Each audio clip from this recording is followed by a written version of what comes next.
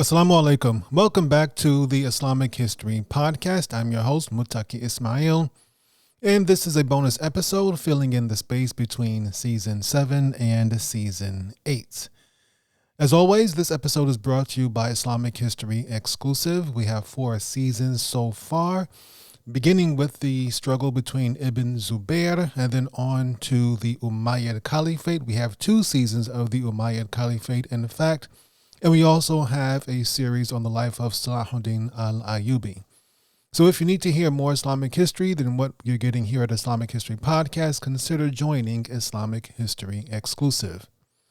To join, go to Apple Podcasts or your Spotify app and search for Islamic History Exclusive. You can also join by visiting patreon.com/Islamic History or at IslamicHistoryExclusive.com. This episode is also brought to you by the Prophet Muhammad Podcast. This is a free podcast discussing the life of Allah's last messenger, sallallahu alaihi wasallam, and it is available on all platforms. All right, this is the first episode in a hopefully 2-part series on Malik Ambar. So let's begin by asking the question, who was Malik Ambar? He was an Abyssinian general of the Ahmad Nagar Sultanate in the Indian Deccan. We are going to explain what the Ahmad Nagar Sultanate was, and we also are going to explain what the Deccan area of India was, or is, I should say. It's all coming up. Malik Ambar was famous for his military successes and his administrative competency. He was not the ruler of Ahmad Nagar. He was not the sultan of the Ahmad Nagar Sultanate, but he was the effective ruler of the Sultanate because he controlled the actual puppets on the throne. We'll get to all that, inshallah. Before we can talk about Malik Ambar and the Ahmad Nagar Sultanate, we must speak about its predecessor, the Bahmani Sultanate. The Bahmani Sultanate was an Islamic kingdom based in the Deccan, and the Deccan is a region in south, central, western India, sort of. Much of the Deccan, much of this region is within the modern Indian state of Maharashtra, where Mumbai is the capital of this modern state. So if you go onto Google Maps or onto any sort of map, you can see where this region would have been located. Various Muslim kingdoms have ruled this region over time, and most of our story will take place in this region known as the Deccan. The Bahmani Sultanate was founded by Alauddin Hassan Bahman Shah in 1347. This was the first independent Islamic kingdom in South India, and the Bahmani Sultans claim to be descended from an ancient Persian king named Kai Bahman. The Bahmani Sultanate, however, began to decline around 1436 when the Sultan, whose name was Humayun, was killed by his own slaves.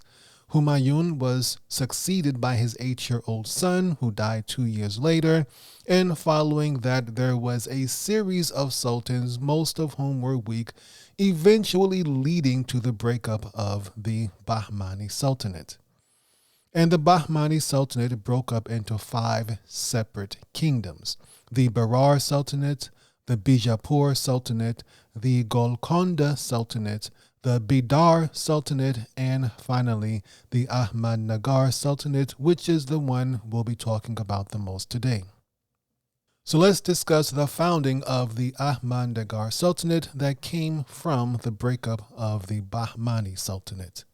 The Ahmad Nagar Sultanate was founded by a man named Malik Ahmad Nizam Shah around 1490. Malik Ahmad Nizam Shah was the son of the prime minister of the Bahmani Sultanate. His father, the prime minister, appointed him, Malik Ahmad Nizam Shah, as the governor of the northwestern region of the Bahmani Sultanate. But as the Bahmani Sultanate began to fall apart, Malik Ahmad Nizam Shah was able to secede from the Bahmani Sultanate and establish the region as an independent state. He also established the city of Ahmad Nagar, which means the city of Ahmed. Now, this founder, this new sultan, Malik Ahmed Nizam Shah, was originally a Sunni Muslim, but eventually converted to Shiaism. This allowed him to build closer ties with the Safavids in Persia. And this dynasty that ruled over Ahmad Nagar, that was founded by Malik Ahmed Nizam Shah, is generally known as the Nizam Shah dynasty, and that is a phrase you will hear frequently as we go through our story. So this new sultanate, the Ahmad Nagar Sultanate, was constantly at war throughout most of its history. It was constantly at war with its neighbors. It also went to war with the Vijayanagar Empire, which was a Hindu empire covering the southern tip of the Indian peninsula. And, as we will soon see, it was at war with the expanding Mughal Empire. Now, we're going to discuss the Mughals in much more depth in the upcoming season of the Islamic History Podcast. But we'll give you a brief overview right now, inshallah, just so you can understand what's going on with this story. The Mughal Empire was founded by Zahiruddin Muhammad Babur in 1526. He claimed to be a descendant of Timur the Lame, or Tamerlane, whom, by the way, we briefly discussed in Season 7 of the Islamic History Podcast, when the growing Ottoman Empire came into conflict with the growing Timur Empire. Timur himself, though he was Muslim, he was quite brutal, and he claimed to be a descendant of Genghis Khan. Based on this connection to Timur and this connection to the Mongols, the empire that Zahiruddin Muhammad Babur founded was later called the Mughals, and the word Mughal is the Arabic and Persian word for Mongol.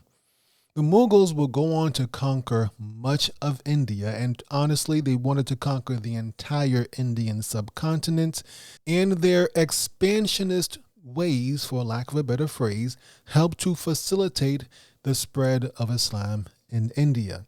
But this also meant that the Mughals spent a lot of time fighting the Deccan sultanates, which included the Ahmad Nagar Sultanate.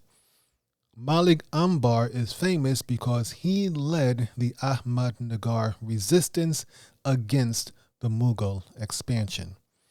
So now let's finally talk about Malik Ambar himself. Let's begin with his early life. His original name was actually Chapu. He was born in 1548 in the Kambata region of southern Ethiopia. Yes, Malik Ambar was actually African. This region where he was born was part of the Adal Sultanate, which was a Sunni Muslim kingdom in the Horn of Africa that lasted for a little bit over 160 years. Malik Ambar was likely, well, I guess his name was Chapu at the time. This young boy Chapu was likely from the Oromo ethnic group, and the Oromos are the largest ethnic group in the modern state of Ethiopia. At some point of time, Malik Ambar, or Chapu, which was his name at the time, Chapu was sold into slavery, most likely as a young child. He was sold into slavery, taken across the Red Sea from the Horn of Africa, and then resold to another dealer in Yemen, reportedly for 80 Dutch guilders. A guilder was a currency used in the Netherlands until the euro replaced it, I think in 1999 or 2000, something like that. From Yemen, Chapu was then taken to Baghdad in modern-day Iraq and sold to another merchant named Mir Qasim. Mir Qasim recognized this young boy Chapu's intelligence, and he began to educate him. He converted him to Islam, and then he gave him the name Anbar. At some point in time in the early 1570s, Anbar was then sent to the Deccan, which is in India, where he was sold to a new master. This new master was named Genghis Khan, and Genghis Khan was himself a former East African slave. Genghis Khan was currently the Peshwa, or prime minister, of the Ahmad Nagar Sultanate. Now, Malik Ambar and Genghis Khan were not the only Africans in India at this time. You might find this surprising. I definitely found it surprising as I did my research on these Africans in India. Now, today, there are hundreds of thousands of people of African descent living in the subcontinent. Now, it seems that they are under a couple of different names. I found a word called Shidi or Makrani. Most of these African Indians are Muslim. Most of them also live in Pakistan, particularly near Karachi and in Sindh and in the Balochistan provinces. The Shidi are a division of the Sidi people of India. And the Siddis are of African descent, and they came to India in a variety of ways over the centuries. Many of them came as slaves like Malik Ambar, but not all of them. Others came as merchants. Some came as mercenaries or soldiers of fortune or soldiers for hire, however you want to call it. In fact, some of the earliest Africans in India came with Muhammad ibn Qasim in 712 CE. Muhammad ibn Qasim was the Umayyad general who conquered Sindh in Pakistan during the time of Hajjaj ibn Yusuf. We discussed the Umayyad conquest of Sindh in detail in Islamic History Exclusive, our premium podcast. I strongly suggest that you go and listen to that episode, subscribe, listen to that episode, and learn how Islam came to the Indian subcontinent. Now, the word Shidi or Sidi, which is what these African Indians are called, it is believed to have come from the Arabic word for Sayyid. And Sayyid is an honorary title meaning master or sir. You might have recognized the phrase Sayyiduna Muhammad, meaning our master Muhammad, speaking of Prophet Muhammad sallallahu alaihi wasallam. The Deccan Sultanates, these various sultanates in the Deccan region of the Indian subcontinent, they preferred Abyssinian slaves as they were supposed to be good workers and very loyal. Many of these Africans rose to prominent positions within these Muslim sultanates of India. They became generals, admirals, bureaucrats, nobles, prime ministers, government officials.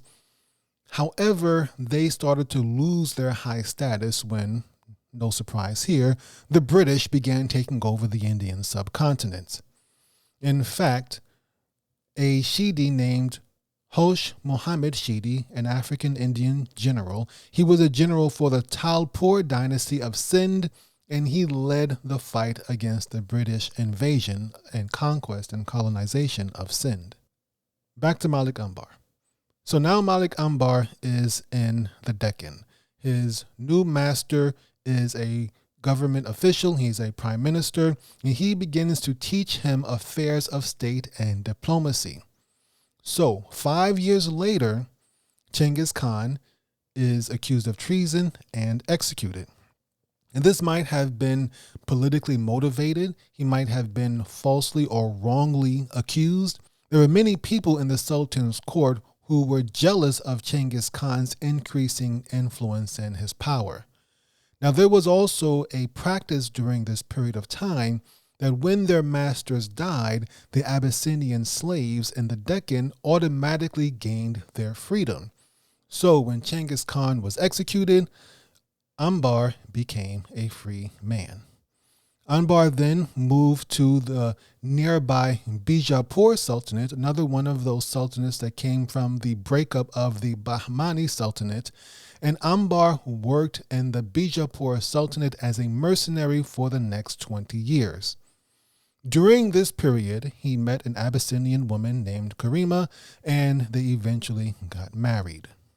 Ambar was put in charge of a small military troop, and he was given the title of Malik, and that's how he got his name, Malik Ambar.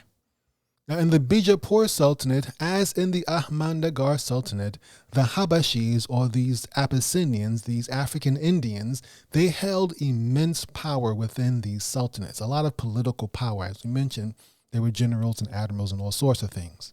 So during the period of time that Malik Ambar was working in Bijapur as a mercenary, the Sultan of Ahmad Nagar was a man named Ismail Shah.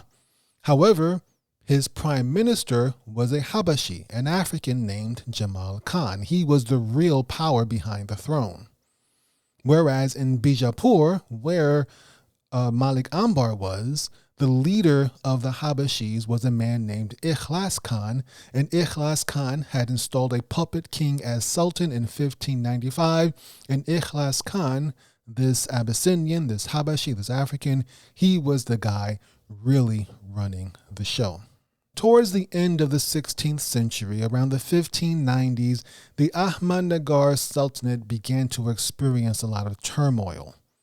The Habashi, the Abyssinian, Jamal Khan, who was the prime minister, the guy who really ran the show, who controlled the puppet sultans, he was killed in battle in 1591.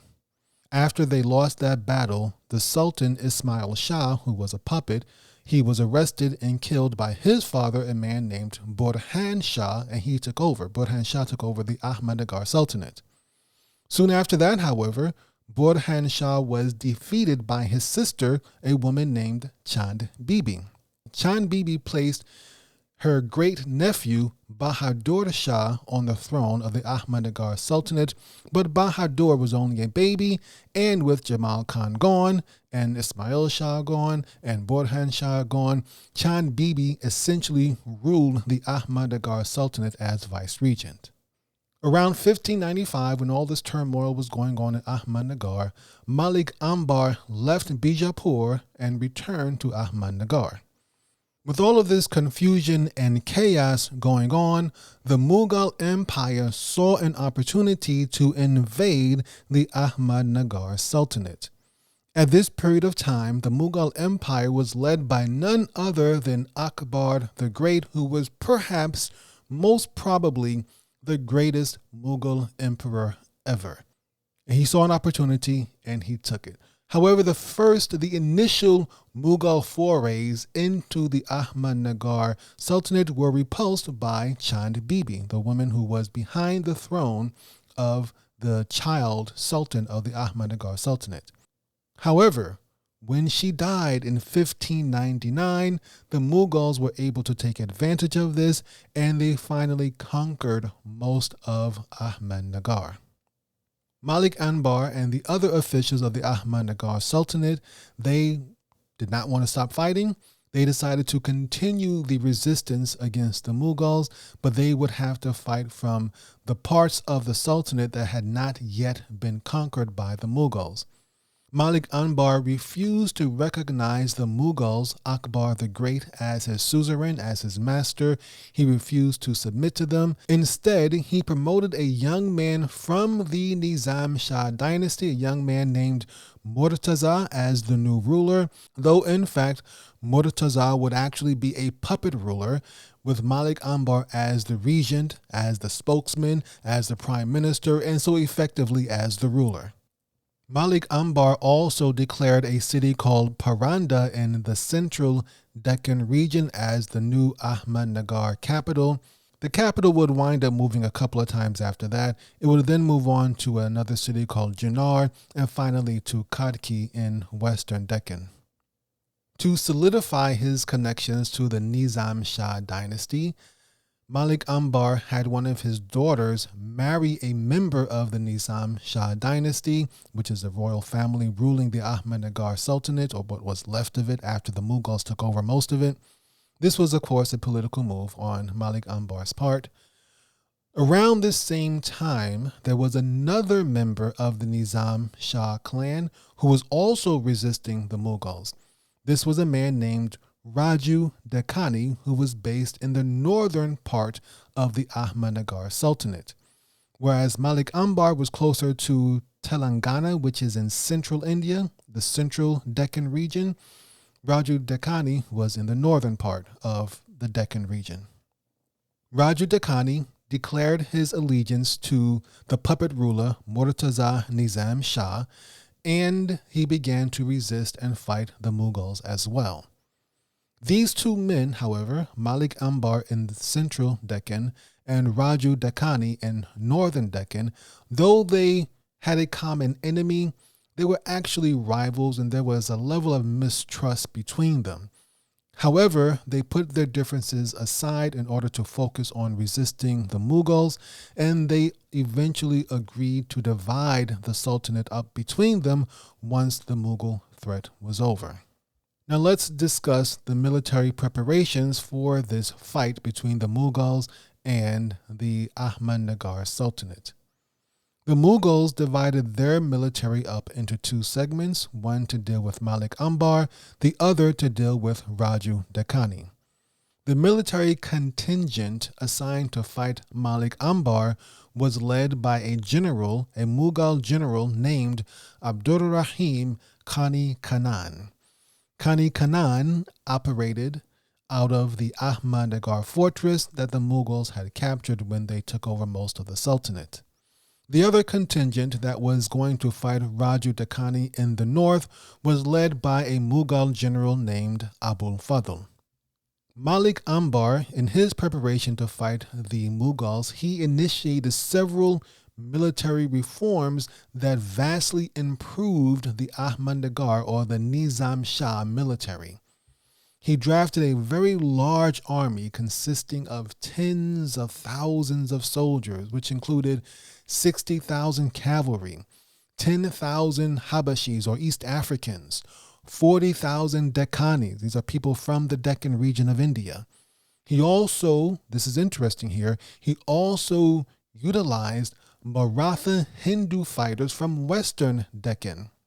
Now, these guys turned out to be a very effective guerrilla force in the fight against the Mughals. However, this would later come back to haunt the Muslims of India because these Hindu fighters would gain a lot of experience from this struggle against the Mughals, and they would eventually establish their own empire called the Maratha Empire, and this Hindu state would play a huge role in decreasing Mughal influence and power in India.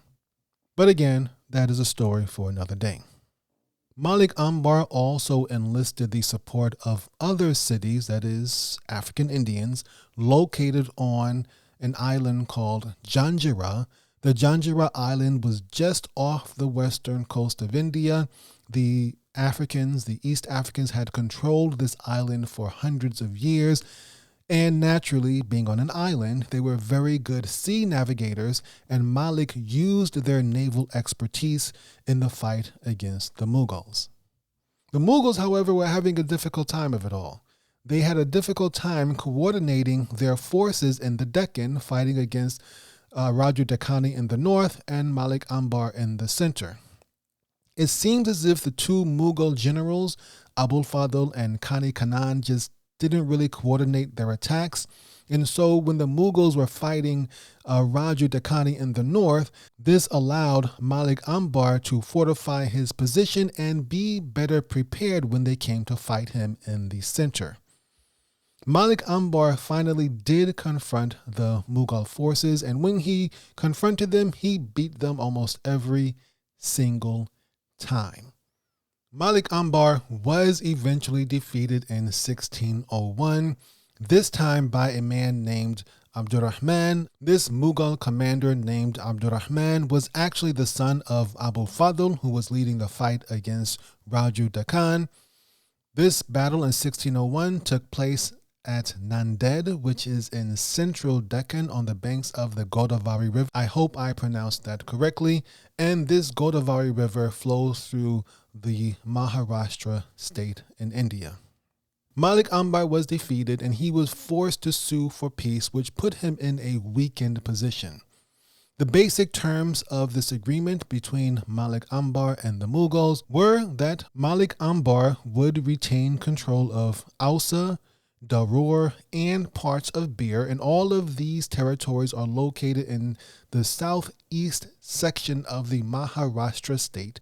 In return for control of these regions, Malik Ambar had to accept a quote-unquote treaty of service, which basically made him into a Mughal vassal. He also had to release several Mughal POWs that had been taken during the early fighting between the two powers.